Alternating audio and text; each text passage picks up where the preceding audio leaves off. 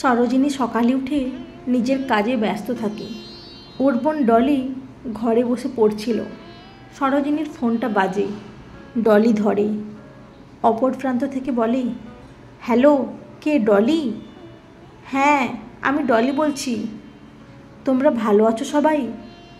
হ্যাঁ, আপনি কেমন আছেন? ভালো নেই গো, মন একদম ভালো নয়। সেদিন তোমার স্কুলে গিয়ে ভাগ্যিস নাম্বারটা এনেছিলাম, তাই তো একটু খবর পাচ্ছি। দিদি ফোন করলে আপনি কথা বলেন না কেন? ভয় করে গো, যদি রাগ করে। ঠিক আছে, এখন রাখছি, দিদি আসছে, আপনি পরে ফোন করবেন। সরোজিনীর বাবা বড় মেয়ে কমলিনীর বাড়ি গিয়েছিল, আজ ফিরেছে। সরোজিনীও তার মাকে বলে, জানো বউ, শুনলাম অশোক আর আগের মতো নেই, নিজের ভুল বুঝতে পেরেছে। কমলিনী বলছিল ওরা সরোজিনীকে নিয়ে যেতে চায়। অশোকেরও তেমনই ইচ্ছে, নিজেরা লজ্জায় বলতে পারছে না, তাই কমলিনীকে বলেছে আমাদের বলতে। সরোজিনীর মা বলে, তা ওরা তো নিজে আসতেই পারত, তা তো আসেনি। ওরা এসে বললে পরে ভেবে দেখা যেত। সরোজিনী কোনো কথা বলে না, উঠে চলে যায় সেখান থেকে। রাতে সরোজিনীর ফোনে আবার ফোন আসে। সরোজিনী ফোন ধরে বলে, যদি কিছু বলার থাকে আপনার বলুন, না হলে বিরক্ত করবেন না, আমি অন্য ব্যবস্থা নিতে বাধ্য হব। অপর প্রান্ত থেকে বলে, আমাকে ক্ষমা করবে সরোজিনী, রোজ আমি ফোন করি কিন্তু কথা বলতে সাহস পাই না। আমি তোমার সাথে যা করেছি তার জন্য আমি অনুতপ্ত, বিবেক যন্ত্রণায় ছটফট করছি। বিশ্বাস করো, আমি ভুলজনকে ভালোবেসে ঠকেছি। সে আমার ভালোবাসার মর্যাদা দেয়নি, বরং ছোট করেছে, অপমান করেছে একরাশ লোকের সামনে। অবশ্য এটাই আমার উপযুক্ত শাস্তি, ভগবান তা চুকিয়ে দিয়েছেন। তুমি ফিরে আসবে সরোজিনী, আমি নিজে তোমাকে গিয়ে নিয়ে আসব। আপনার কথা শেষ হয়েছে? আমি ফোন রাখছি। না না, ফোন রেখো না প্লিজ। শোনো, আমার শরীর ভালো নয়, বিবেক দংশনে আমি মরে যাচ্ছি, খেতে পারি না, ঘুমোতে পারি না। মা বাবা বলেছে আমাকেই তোমার রাগ ভাঙিয়ে সম্মান দিয়ে নিয়ে আসতে হবে। তুমি আমাকে আর একটা সুযোগ দাও, শুধু একবার। আপনি আমার নাম্বার পেলেন কি করে? অনেক কষ্টে ডলির কাছ থেকে জোগাড় করেছি, ও দিতে চায়নি। ওকে বকাবকি করো না যেন। আমি ফোন রাখছি বলে ফোন কেটে দেয় সরোজিনী। ডলিকে বলে, তুই আমার নাম্বার অপর লোককে দিয়েছিলি কেন? ডলি বলে, কি করব বল, রোজ স্কুলের সামনে এসে দাঁড়িয়ে থাকতো। আমি বলেছিলাম দিদি বকবে, শুনতো না। 2 হাত জড়ো করে কেবল ক্ষমা চাইতো আর তোর সাথে দেখা করতে চাইতো। অত বড় মানুষটাকে কতবার ফেরত দেওয়া যায় বলতো, তাই দিতে বাধ্য হয়েছি। তবে এখন আমার মনে হয় সত্যি জামাইবাবু অনুতপ্ত, তোকে নিয়ে যেতে চায়। বদলে গেছে রে মানুষটা। তুই চুপ কর, ওদের স্বভাব যায় না রে, যে একবার বিপথে যায় সে বারবার যাবে। আমি বিশ্বাস করি না, এই আমি বেশ আছি। ডলির বিয়ে দেবে বলে ওর বাবা চেষ্টা করে, কিন্তু এক মেয়ে শ্বশুরঘর ছেড়ে বাপের বাড়ি এসে বসে আছে শুনে আর পরে জানাবে বলে সবাই চলে যায়, আর কেউ ফিরে আসে না। দিনের পর দিন এই ঘটনা ঘটে চলেছে। কেউ বোঝে না, সব সময় দোষ মেয়েদের থাকে না, কিছু ছেলেদেরও দোষ থাকে, কিন্তু কে কাকে বলবে। সরোজিনীর খারাপ লাগে, ওর জন্য বোনের বিয়ে ভেঙে যাচ্ছে, কিন্তু ও কি করবে, কি করতে পারে ও? এদিকেই অশোক প্রায় ফোন করে সরোজিনীকে। কোনো সময় ফোন ধরে, রাগ ফলায় অশোকের ওপর, আবার অনেক সময় ফোন ধরেই না। অশোক একদিন হঠাৎ সরোজিনীদের বাড়িতে হাজির হয়। এসে সরোজিনীর বাবা মায়ের কাছে ক্ষমা চায় আর বলে, আমি সরোজিনীকে নিতে এসেছি, আমাকে আর একবার সুস্থভাবে বাঁচার সুযোগ দিন, আমি আর কোনো ভুল করব না। সরোজিনীর বাবা বলে, সরোজিনী যদি যেতে চায় আমাদের কোনো আপত্তি নেই, আমি সরোজিনীর সাথে কথা বলতে চাই। মা বলেন, ঘরে যাও, সরোজিনী ওখানেই আছে। অশোক ঘরে যায়, বলে, আমাকে ক্ষমা করো সরোজিনী, আমার সাথে ফিরে চলো, উপযুক্ত সম্মান দিয়ে রাখবো তোমাকে। আমি তোমার কাছে সম্মানের চেয়েও একটু ভালোবাসা আশা করেছিলাম। ভালোবাসা থাকলে শ্রদ্ধা সম্মান আপনিই আসে, তুমি তো ভালোই বাসতে পারবে না। না না সরোজিনী, আমি তোমাকে খুব ভালোবাসি এখন, বিশ্বাস করো। যেদিন থেকে নিজের ভুল বুঝতে পেরেছি সেদিন থেকেই তোমার মূল্য বুঝেছি।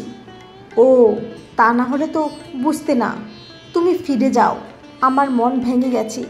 অনেক আশা স্বপ্ন নিয়ে তোমাদের বাড়ি গিয়েছিলাম, ভেবেছিলাম সবাইকে ভালোবেসে আপন করে নেব, স্বামীকে ভালোবাসার সাথে সাথে। সেই স্বপ্ন ওই দিন রাতেই, যেদিন তুমি আমাকে ফেলে চুপিসারে ওই মেয়েটির কাছে গিয়েছিলে, সেই ক্ষণেই কাঁচ ভাঙার মতন টুকরো টুকরো হয়ে গেছে আমার মন। সেই ভাঙা কাঁচ আর জোড়া দেওয়া যাবে না গো, অসম্ভব। তুমি ফিরে যাও।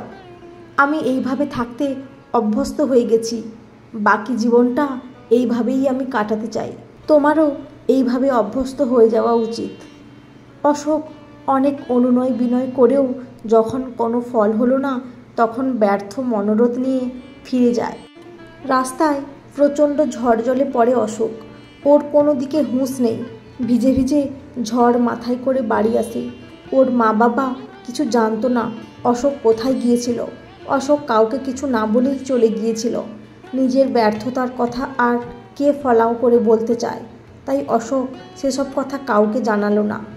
রাতে প্রচণ্ড জ্বর এলো অশোকের। জ্বরের বড়ি খেয়েও জ্বর নামলো না, তার সাথে সর্দি কাশি। ডাক্তার এলো, তিনি বললেন নিউমোনিয়া হয়ে গেছে, খুব সাবধানে আর সেবা যত্নে রাখতে হবে, তা না হলে বিপদ বাড়বে। অশোকের মা সেবা করছেন, তার বয়স হয়েছে, তবে মা তো, তাই তার ক্লান্তি থাকে না। অশোক জ্বরের ঘোরে কেবল সরোজিনীর নাম করছে আর ক্ষমা চাইছে। অশোকের মা কমলিনীকে ডেকে পাঠায় আর বলেন, তুমি তো সম্বন্ধ করে বিয়ে দিয়েছিলে, আমার ছেলের দোষ, তাকে ধরে রাখতে পারিনি, একটা ভুল করেছে আর তার ফলও ভোগ করে চলেছে। এখন এই অবস্থা, জ্বরের ঘোরে কেবল সরোজিনী সরোজিনী করে চলেছে। তাই বলছিলাম একবার তোমার বোনকে দেখে যেতে বলবে। জানি না কি আছে আমার কপালে, তবুও যদি ওর ইচ্ছাটা পূরণ করতে পারি, তাই অনুরোধ করছি। একজন অসহায় মা আমি। কমলিনীর অশোককে দেখে খুব মায়া হয়, মুখে বলে, আমি এক্ষুনি ও বাড়ি যাচ্ছি, দেখি কি করতে পারি। কমলিনী বাপের বাড়িতে যায় আর সরোজিনীকে বোঝায়, বলে, দেখ বোন, তোদের ডিভোর্স এখনও হয়নি, তুই এখনও ওর বউ, আর ওর অবস্থা এখন ভালো নয়। জ্বরের ঘোরে শুধু তোকেই খুঁজে চলেছে। আমি নিজে দেখে এলাম, তোর যাওয়া উচিত আমার মনে হয়। যদি কিছু হয়ে যায় তখন তুই নিজেকে ক্ষমা করতে পারবি তো? আর ও তো এসেছিল তোকে নিতে, দেখ অত জেদ ভালো নয়। সে তো নিচু হয়েছে, অনুতপ্ত হয়েছে খুব, একটা সুযোগ দেওয়া তোর উচিত। সরোজিনীর মা বাবা কমলিনীকে সাপোর্ট করে। সরোজিনী ভাবে সবাই যখন চাইছে তাই যাই, আর এত শরীর খারাপ শুনে চুপ করে থাকে কি করে? ও আমাকে ভালো না বাসলেও আমি তো প্রথম দিন থেকেই ওকে ভালোবেসে এসেছি, আর আমি গেলে হয়তো ছোট বোনের বিয়েটাও হবে সুশৃঙ্খলভাবে। আমার জন্যই তো বারবার বিয়ে ভেঙে যাচ্ছে। সরোজিনীকে নিয়ে কমলিনী আর ওর বাবা এ বাড়িতে এলো। সরোজিনী অশোককে দেখে আড়ালে গিয়ে চোখের জল মোছে।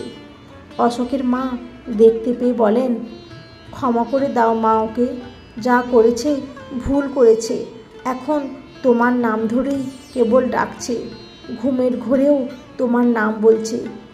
সরোজিনী অশোকের মাথার পাশে বসে, মাথায় হাত বুলিয়ে দেয়, জলপট্টি দেয়, হাত পা ঠান্ডা হয়ে গেলে সেঁক দেয়, সময়ে সময়ে ওষুধ পথ্য দেয়।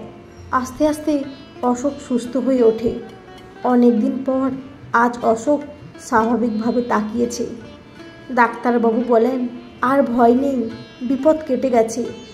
অশোকের বাবা বলেন, আপনার জন্যই আবার ছেলেকে ফিরে পেলাম। ডাক্তারবাবু বলেন, ওর স্ত্রীর সেবায় তাড়াতাড়ি সুস্থ হতে সাহায্য করেছে। আমি তো শুধুমাত্র ওষুধ দিয়েছি। এই রোগের সেবাই আসল। অশোকের মা বলেন, সতীসাধ্যী স্ত্রী থাকতে ভয় কি? অশোক সরোজিনীকে দেখে বলে, তুমি এসেছো? অশোকের মা বলেন, কদিন আগেই এসেছে বৌমা। তোর অসুখ শুনে তুই তো চোখ মেলে তাকাচ্ছিলিসই না, ঘরে ছিলিস, তাই দেখতে পাসনি। ওর সেবাতেই তো তুই সুস্থ হলি। এখন বিশ্রাম নেই। বলে অশোকের মা, ডাক্তার সবাই বাইরে গেল। অশোক কাঁপা কাঁপা হাতে সরোজিনীর হাত ধরে বলে, আর চলে যাবে না তো? সরোজিনী বলে, কথা না শুনলে চলে যেতেও পারি। অশোক বলে, সব কথা শুনবো বলে তো কবে থেকে বসে আছি, আর এই হাত একদম ছাড়বো না। ধরা দিতেই তো চেয়েছিলাম, তুমি তো ধরনি। আর আমাকে লজ্জা দিও না সরোজিনী, আমি বড় ক্লান্ত। এবার তোমার আশ্রয়ে একটা নিশ্চিন্ত জীবন কাটাতে চাই। সুনয়না ঘরে ঢুকে বলে, এবার ঠাকুরপো আর তোর জীবনটা তুই সুন্দর করে সাজা, আর পারিস যদি আমাকে ক্ষমা করিস বোন। সরোজিনী বলে, তোমার কি দোষ? সব দোষ আমার কপালের। অশোক বলে, এবার কপাল আমি ঠিক করব। দেখো তুমি আজ আমাকে নতুন জীবন দিয়েছ, আর সে জীবন শুধু তোমার জন্যই থাকবে। থাক থাক, অত আর বলতে হবে না। এত ভালো ভালো কথা সহ্য হবে না গো। এখনও পুরো সুস্থ হওনি, এখনই জীবন নিয়ে অত টানাটানি করতে হবে না। তিনজনেই হেসে ওঠে। অশোকের বাবা মা বাইরে থেকে ওদের হাসি শুনে ঠাকুরকে প্রণাম করে বলে, এতদিনে সংসারটা আমার ভরে উঠল, ওরা সুখে থাকুক। বন্ধুরা, আজকের গল্পটি কেমন লাগলো? যদি ভালো লেগে থাকে অবশ্যই একটি লাইক দিয়ে চ্যানেলটি সাবস্ক্রাইব করে পাশে থাকবেন। অসংখ্য ধন্যবাদ।